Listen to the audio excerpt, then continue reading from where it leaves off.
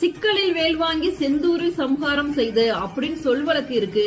நாகப்பட்டினத்துக்கு அருகில் உள்ள ஊர்தான் சிக்கல். இந்த சிக்கலுக்கும் சூரசம்ஹாரத்திற்கும் என்ன சம்பந்தம்? சூரனை சக்தி வடிவேல் கொண்டு அழித்தார் முருகர் என்பது வரலாறு. அந்த சக்தி வடிவேலினை தன் தாயிடம் பெறும் நிகழ்வுதான் சிக்கலின் சிறப்பம்சம். சிக்கலில் வீற்றிருக்கும் அம்மனின் பெயர் வேல் நெடுங்கண்ணி. அவர் தன் சக்தியின் வடிவாக வேலினை முருகனுக்கு வழங்கும் நிகழ்வு கந்த சஷ்டிக்கு முந்தைய நாள் நடைபெறும்.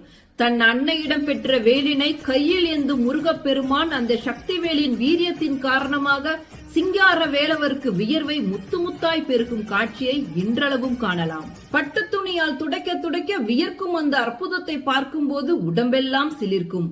தாய் கொடுத்த வேலெடுத்து சூரனின் பகை முடிக்கும் கந்தனின் சூரசம்ஹாரம் உணர்த்துவது ஒன்றுதான். எவ்வேளை வந்தாலும் கந்த வேலையாக கொள்வோம். ஏனென்றால் கந்த பெருமான் நம் சொந்த பெருமான்.